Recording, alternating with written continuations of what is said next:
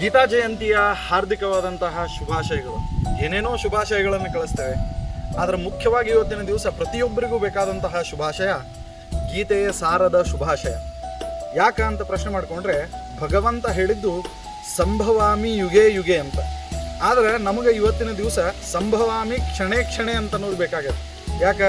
ಭಗವಂತನ ಮಾರ್ಗದರ್ಶನ ಪ್ರತಿಯೊಂದು ಕ್ಷಣದಲ್ಲಿ ಬೇಕು. ಇವತ್ತೇನು ಕಲ್ಯಾಣಿ ತೀರ್ಥವನ್ನು ನೀವು ನೋಡ್ತಾ ಇದ್ದೀರಿ, ಈ ಕಲ್ಯಾಣಿ ತೀರ್ಥ ವಿಶೇಷವಾಗಿ ಶಿಬಿ ಕ್ಷೇತ್ರದ್ದು. ನೀವು ಬೆಂಗಳೂರಿನಿಂದ ಹುಬ್ಬಳ್ಳಿಗೆ ಅಥವಾ ಹುಬ್ಬಳ್ಳಿಯಿಂದ ಬೆಂಗಳೂರಿಗೆ ಹೋಗ್ತಿರ್ಬೇಕಾದ್ರೆ ಹೆಚ್ಚು ಕಡಿಮೆ ತುಮಕೂರು ಹತ್ರ ಬಂದ್ರಿ ಅಂತಂದ್ರೆ ಅಲ್ಲಿ ಶಿಬಿ ಮಹಾರಾಜ ಪ್ರತಿಷ್ಠಾಪನೆ ಮಾಡಿದಂತಹ ನರಸಿಂಹದೇವರ ಒಂದು ಅದ್ಭುತವಾದಂತಹ ಸಾಲಿಗ್ರಾಮವಿದೆ. ಈ ಸಾಲಿಗ್ರಾಮ ಕ್ಷೇತ್ರದಲ್ಲಿ ಇವತ್ತಿನ ದಿವಸ ನಾವಿದ್ದೇವೆ, ಕಲ್ಯಾಣಿಯಲ್ಲಿ ಸ್ನಾನ ಮಾಡ್ತಾ ಇದ್ದೇವೆ. ಇಂತಹ ಸೌಭಾಗ್ಯ ಬಹುತೇಕ ಎಲ್ರಿಗೂ ಸಿಗೋದಿಲ್ಲ.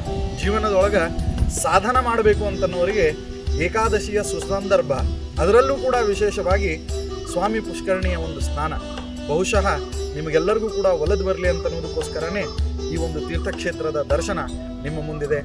ಎಲ್ಲರಿಗೂ ಒಳಿತಾಗಲಿ, ಎಲ್ಲರಿಗೂ ಶುಭವಾಗಲಿ. ಸರ್ವೇ ಜನ ಸುಖಿನೋ ಭವಂತು. ಸಂಭವಾಮಿ ಯುಗೆ ಯುಗೆ.